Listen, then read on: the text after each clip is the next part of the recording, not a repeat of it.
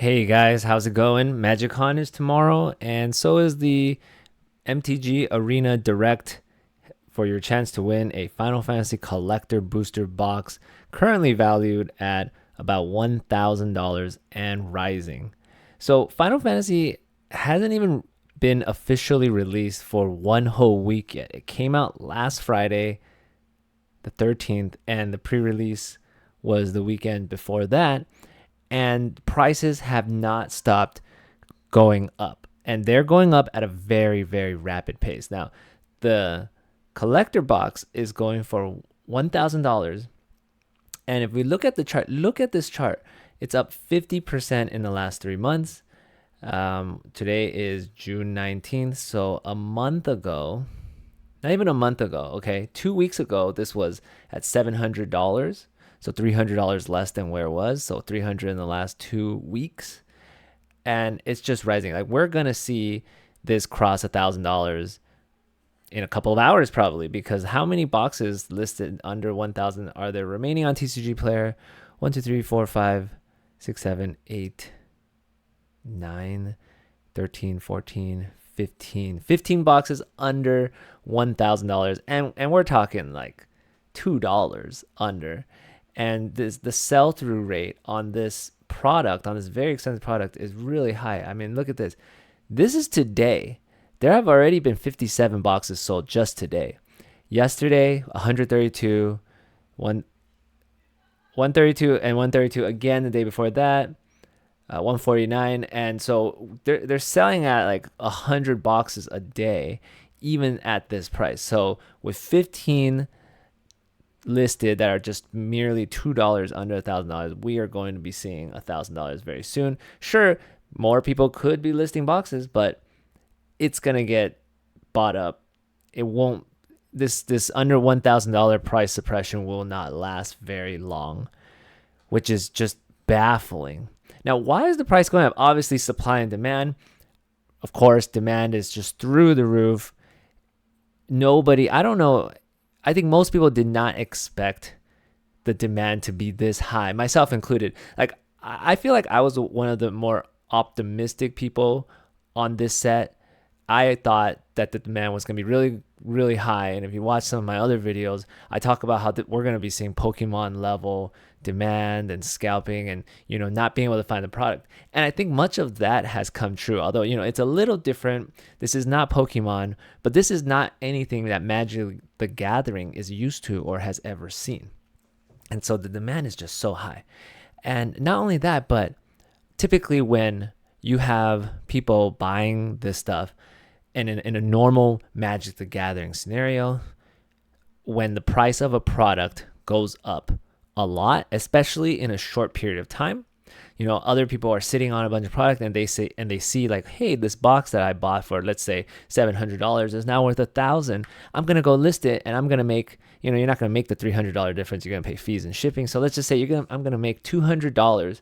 I'm gonna list this and I'm gonna make $200, right? A lot of people would jump on that opportunity and take that up.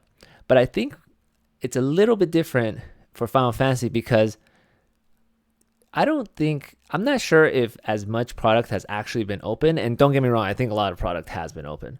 But I think a lot of this is actually also being bought outside of the United States. So this is a very popular set in Japan for obvious reasons, right? This is like a Japanese IP. People in Japan are very into Final Fantasy. Square Enix is a Japanese company, and a lot of things like that. They do have the Japanese collector box, but from what I understand, what I heard is that is being all sold out as well, even in Japan. So, and of course, you cannot get the serialized chocobo in the Japanese box, but you can in the English box. And I just saw a couple minutes ago, or about an hour ago, that number 69 was found, and I believe it was found in Japan, or at least the Twitter post was all in Japanese. So either it was a person who posts on Twitter in all Japanese, or it's a person in Japan, or both. So I think a lot of people overseas, and not just Japan, right, in Europe and Canada and wherever else people are enjoying Magic the Gathering, I think people are buying this product And so the supply in the United States is going to be even lower. Now, I don't know if TCG Player sells, like which countries TCG Player sells to. So I'm not really sure what this encompasses. But for the majority, it's going to be the United States or North America probably for TCG Player. Because I do know that in Europe or in the UK, they have other marketplaces where you would buy this type of product, and I'm sure the same goes for Japan and probably many or most other countries. So this, I would say, is mostly United States or North America for TCG Player. I know some people watching this are probably from Canada. Let me know in Canada, do you use TCG Player, or is there a better or different marketplace where you purchase your Magic or TCG products? Okay, so $1,000, we're gonna breach this. This is going over 1,500. Just a matter of time, and I think we're gonna get over 1,500 sooner than we all expected. Not sure when. There's still almost 6 months left remaining this year. I'm pretty sure that this could very well happen by the end of the year. If we're not getting a holiday or special collector box, this is gonna go to the moon, go parabolic, $2,000 within like a year from now or something like that, or close to 2,000. We will see. I also saw some people on Reddit talking about like, oh, the price of the collector box is going to come down. I don't see that happening. I don't know. I mean, I don't see it ever coming back down below 1,000. Maybe if it hits, I don't know, 16, 17, 1,800. Yeah, I could see it come back down to like 14, 1,500, 1,200 even. But I really don't think this is going to go below 1,000. We shall see. Okay, so let's take a look at the play boosters, because that has also been rising, and this is very surprising. Now, I'm not that surprised of the collector box. I'm only surprised at how quickly the collector box has appreciated in price, because we all knew, or I've always said and expected, the collector box is going to break 1,000. You know, I said, how could Fallout, right, or Warhammer? Warhammer doesn't have a collector box, but let's talk about Fallout. So how could Fallout collector boxes be 1,000 or over 1,000 or something like that, and Final Fantasy isn't? That doesn't make any sense. So not surprised on the collector box being high, but I am surprised on how quickly. Now for the play boosters, I'm pretty surprised about this. So it has crossed the $200 mark, and we are currently sitting at $202 with only 3 boxes at around $202, because or 3 or 4, you know, whatever, this $6.99. So 3, 4, whatever, a handful of boxes at this price. We're going to be very quickly going to 203, 204, and we'll see where this goes. Now, I believe MSRP for the play booster is like, is it 210 before tax? I think it's like $8 a pack. Oh my gosh, if it's $8 a pack times 30 packs, that's $240 before tax. If it's $7 a pack, then it's $210. So whatever the case, $7 MSRP, then it's gonna be $210, $8, $240. But what I'm saying is we have not hit MSRP yet for the play booster box. And of course, if you listen to Rudy from Alpha Investments talk about the MSRP gang or whatever, well, you know, I have to agree with him in the sense that people talk about, and this happens a lot in Pokemon, right? People are like, I'm not gonna pay more than MSRP for Pokemon cards, because in Pokemon you literally can't get anything for MSRP. The MSRP on like a booster box of Pokemon is like, I don't know, 160 or something, and then all the boxes are going for $250 plus, and then the booster bundles are like $25 or something, and then they're all going for like 50 plus or 40, and then the ETBs for Pokemon, they're like $50 MSRP or $60 MSRP, and they're all going for like over 100 or something like that. So you can never find anything MSRP for Pokemon, sure, but for Magic, they got rid of MSRP for a while, and they brought it back recently, you know, because they want to increase the price of everything. And we have the MSRP, I believe, of the collector box of Final Fantasy. And remember, this is Universes Beyond, this is Final Fantasy, so they charge more or whatever. But I think the MSRP for this is it like 500, somewhere around 500. It could be like 4 something or 5 something, but it's $500 for MSRP, and this box is going for $1,000. So you have people complaining like, how could you pay double MSRP for this? I'm not, I'm gonna go camp out at GameStop and Best Buy or Target or wherever. I'm gonna catch a restock and I'm gonna buy this for MSRP $500. But then you also have people complaining that those same people could potentially be complaining that the Play Booster box, which is going for 202 right now, and you could have bought it for 150, leading up to this from 150 to now, and there were many opportunities, tens of thousands of boxes being sold in that range, but those same people could be complaining and saying, this is too expensive, yet it isn't even quote unquote MSRP. So it's just something that's pretty frustrating. Rudy, Alpha Investments, he talks about that a little bit. I agree with him. You can't have it both ways. Stop complaining about MSRP and stuff like that or whatever. But what I'm saying is, Play Booster boxes, yes, they're very expensive. This is ridiculous. Forget about MSRP. This is the market price for now. I am surprised that this is this high for 2 reasons. I'm surprised that the demand is so high, right? I'm not surprised that the demand is very, very, very high. But the demand has vastly exceeded my wildest expectations. Demand is just so incredible for Final Fantasy. Just on TCG Player, there have been, over 20,300 boxes sold. And right now there are, how many boxes remaining on TCG Player? 662, which does not even seem like a lot considering, look, 200 were bought yesterday. 57 already today, 200 the day before that, 247 the day before that, 264 before that, 364. So it's like 300 boxes are being sold daily, and there's 660 boxes on the market right now. Yes, people will put more boxes up, but if boxes are being sold at 200 plus a day, whatever quantity goes up here, it's going to get bought up immediately or very quickly. So this price will continue to go up. When will the reprints hit? That is the big question. When will the reprints hit? How big will this reprint be? And then how much of an impact on the market will it have? All right. So some people are saying, I think they were saying that reprints are going to hit next month. Maybe. A lot of other people are thinking reprints are going to come within the next 4 months. That's very likely. Within the next 4 months, very likely. All right. So I would say by October, November, before the holidays, we will have the reprint. It might come next month. It might come in waves over the next 4 months, but we will have the reprint. So how many boxes are going to be reprinted? No idea. Obviously, no idea. Now, don't forget, I think August 1st, so in about 6 weeks, a month and a half or so, Edge of Eternities is coming out.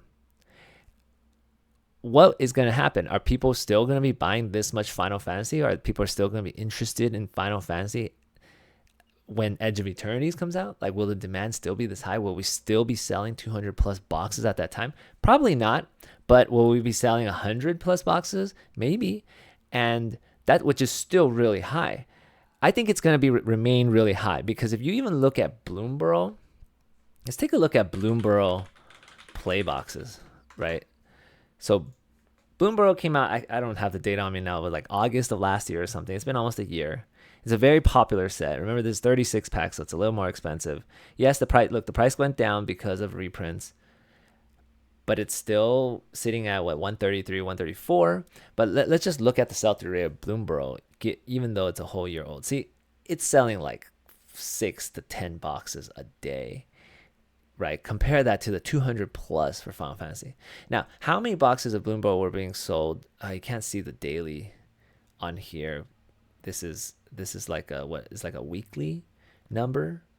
So 2,000. I mean, it's not even gonna compare. You cannot even compare this to Final Fantasy. In the last year, Bloomborough sold 6,800 boxes on TCG Player. Final Fantasy has sold 20,000, and it's only been selling on TCG Player since February. It's about like 4 months. And in the beginning, not that many have been sold because look, 7,800 were sold in the week of May 12th through May 18th. So anyway, we don't really know. We have nothing to compare it to. All I'm saying is I think the demand is still going to remain high. Obviously, won't be as high as now when Edge of Eternities comes out in August, but will the reprints hit before Edge of Eternity come out, or will the reprints hit afterwards? Right? So if it hits afterwards, demand will be lower, maybe cut in half by then. And how many people will buy it? What impact will it have on the market? I do definitely see this coming back under 200 when the reprints hit. Don't know when that will be. But how much under? Maybe 170? Going back down to 170. I originally was thinking this could go back down to 150, but I really don't think this is going back to 150. Maybe 160, 170. But before that, how high will this go? I think it's gonna surpass MSRP. So whether MSRP is 210 or 240, very certainly it's going to hit or surpass 210 if that's the MSRP. And it's very possible it can hit 240 before then, before the reprints happen, which is just wild. Final Fantasy is just so crazy. All right, so one more thing I want to look at. This is an article on TCG Player. It's called The 16 Cards Everybody Wants from Final Fantasy. But the main reason why I want to just look at this is I just want to talk about some of the singles prices and how this is also very different than what normally happens in Magic the Gathering. So usually in Magic, when a set comes out, right, in the very beginning, singles prices are kind of inflated, kind of high. And we're not talking about pre-sale. This is when it's released and anybody can list them. On release, people are going to be cracking packs, so many packs, and the market gets flooded with singles. And basically 90% or more of the singles prices just crashes completely. I want to show you, let's look at Tarkir Dragonstorm. I think that, it's a very recent set. So let's look at Tarkir Dragonstorm singles. Obviously, you're going to have like the chase cards, right? And they're going to be very sought after, like Ugin. And so here, this is sorted by high to low. So it's going to show all of the Halo foils. But let's even look at Ugin. I haven't looked at this before, so I'm curious what has happened to the price of Ugin. See, wow. What's this at? $430, $425. It's gone up, but it is coming back down, right? It had hit around 530, 540, and it is down to about 425. So coming back down, but it's been some time since like March. It's been about 3 months. Okay, and Final Fantasy has been like what, 1, 2, 3 weeks. But if we look at some of the less popular cards, and don't forget, this Ugin is like the number one card from the set, number one chase, potentially best card or whatever the case is. Elspeth actually, I think, sees more play than Ugin in like the competitive formats, and of course her price has not dropped as much, but it's not worth as much. It's going for about 380. So these prices are holding pretty well, and this is probably because these are the showcase Halo foil that can only be found in the collector booster box, except for Craterhoof Behemoth, which is pretty interesting that Craterhoof has basically cratered. And not really crater, but the price has come down from like high $100-$200 to now sitting at about 150. But let's look at let's forget about the collector box only cards, and let's look at cards that you can get from play boosters. Okay, because I want to compare that to the Final Fantasy cards that you can get from play boosters. So here's the Elspeth. This is just a regular borderless one, which you can get in the play booster. And if you look at the price history of this, see, it's basically just doing nothing but going down, right? Somewhere in like the high 40s, and now it's sitting at $29.50. Like it's under $30, it's probably going to continue going down below $30. And this is a card you can get in the Play Booster box. And so because a lot more play boosters get opened than collector boosters. And over time, as more and more boosters get opened, then more of these cards will come onto the market. And of course, then the supply goes up. Demand fades a little bit over time as more different new sets come out, and the prices will fall, right? So it's a little different for these specialized versions because they're finite. They only come in collector boxes. So let's just say, I don't know, they print 1,000 of them, and they never print more than 1,000. We don't know that number, but it's certainly more than 1,000, I think, and never print more. So because the supply is finite on cards like these showcase halo foils, the prices are going to be a little more steady because supply does not increase. It is only the supply on the market increases, but the supply overall worldwide in existence does not increase. Whereas cards you can pull in play booster boxes, that supply in existence does increase as they continue to print more play boosters. So even if you look at Ugin, this version, the borderless version that you can open in any play booster, and the price history, look at that. It's just a big downward spiral, right? It went for over $100 at one point and keeps going down, and it is currently sitting at $28. $28 for this. So I thought, right, and really quickly before we move on to the next point, is that there wasn't really a bounce. I mean, there's this small little bounce right here, but it just kept going down. It wasn't like down and up and down and up and down and up. It's really kind of just down, up a little bit, down, up just a little bit, and then down, down, down, and never really came back up again. And this is like the most popular card in the set.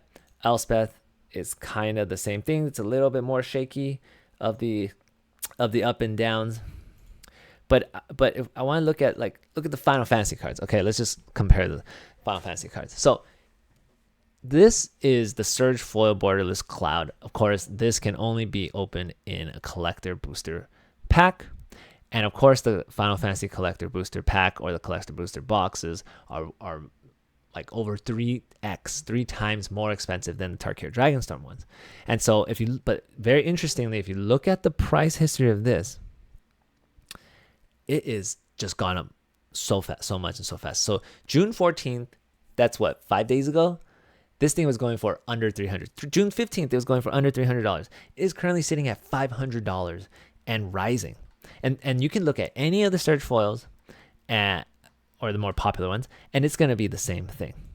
Now, so the Surge foil, which can only be opened in collector packs, Final Fantasy, are going up in price very quickly. But let's look at some of the non-Surge foils, the cards you can get in regular booster packs. Usually, these cards go up, usually when one of them, either commander players, this is like a commander staple or something, and a lot of commander players want to build a deck around it, or it's a very popular commander card, and so a lot of people will buy it, and the demand increases. But of course, it usually tapers off down the line as more product is printed and more product is open, because of course, again, this is in a regular play booster box. But so either the commander demand or there is the tournament demand. So modern, legacy, standard, whatever you have it, right? The tournaments. So if a card finds a spot in a tournament deck, a competitive tournament deck, and usually have like a 4 of or multiple different tournament decks across different formats, then the price of the cards will go up. But we're seeing prices of cards like Tifa Lockhart, right? This is just the borderless version. This is not the Surge foil. So far, it's still a little early, but so far, if you look at the tournament meta for standard, we're having the PTQ at MagicCon this weekend. Is it VV deck is all over the place, right? But like, there's no deck featuring Tifa. But surprisingly, the price of Tifa is increasing. Oh, let me open a new tab. So the price of a card that can be opened in a play booster pack, of course, went down because of the pre-sale, but has been increasing. And that is very unusual for Magic cards. It's still a little too early to tell. So it's going for what, $26 or so, and but you see the chart. It hit like $22, and then now it's coming back up. So the price for these singles that you can open in play boosters in Final Fantasy, even Knights of the Round, they are going up, and that is not usual for Magic cards. It is early, so we shall have to see what happens maybe a month down the line, 2 months down the line, to see if they come back down, as most Magic cards usually do over time. Most Magic singles usually do over time, except for the Halo foil and Surge foil, whatever, that can only be opened in collector packs. But it is just surprising to see a lot of play booster cards from Final Fantasy Rising. And I think it has to do with many factors. And these aren't even cards that are played in any tournament decks. Perhaps Commander, but also I think just people collecting. People want to collect all the cards, and just the demand is just high on many cards, even cards that aren't played in Commander and things like that. So yeah, very interesting. Knights of Round, I think, is making its rounds in the tournament, in some tournament decks, perhaps, and that could be a reason. Obviously, Rhystic Study is always going to be expensive. The Amano arts are very surprising in terms of like the price. It's turning out that the pull rates for this stuff is a lot harder to get than you would expect. And I think the only way to get, it's either you can only get the foil ones in collector packs, or the possibility of getting a foil version in a play booster is astronomically low. Like, you have a better chance of pulling, what someone said, like a neon ink chocobo, than getting a foil version of this in a play booster or something like that. So because of that, I don't think we're going to be seeing a lot of foil versions of these types of Through the Ages Amano cards. This Ancient Copper Dragon is going for $70, and the foil version is like hundreds of dollars, which is, I think it's like $250, $270. All of the Amano foils are just going for hundreds and hundreds of dollars. Like, look at Terra. So just this version is $56, $57, $58. That's the regular non-foil, which you can get in a play booster. And the foil version is going for $190 and rising. So very interesting. As the prices of these collector-only cards rise, so will the Final Fantasy Collector Booster Box price rise as well. That's not always the case. The price of the singles does not have to correlate with the price of sealed product. But if the price of the singles within the sealed product goes up, it certainly does help and contribute to the rise in the price of the sealed product, and vice versa.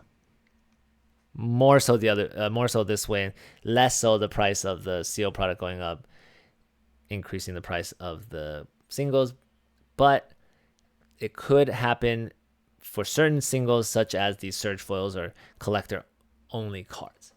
So anyway, very interesting. Final Fantasy, such an anomaly, nothing we've ever seen before in Magic the Gathering.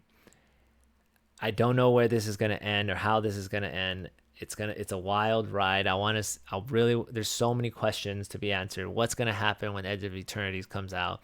When will the reprints come? How big will this reprint be? How high will the demand be over time? And where are the prices of all of these sealed products and singles going to go? It's just really interesting. People really love the product. It's really nice. The draft environment, the limited environment is really, really good. We're still, the meta for the tournament meta is still shaking out. We're going to see a lot of different decks to come that could change the price of a lot of cards. All right, thanks for watching, everyone. Going to MagicCon tomorrow. If you're going, maybe we'll see each other there, or have fun. If you're not going and you have the time and the resources, good luck on the Arena Direct. I hope you win a box, and I'll see you guys next time.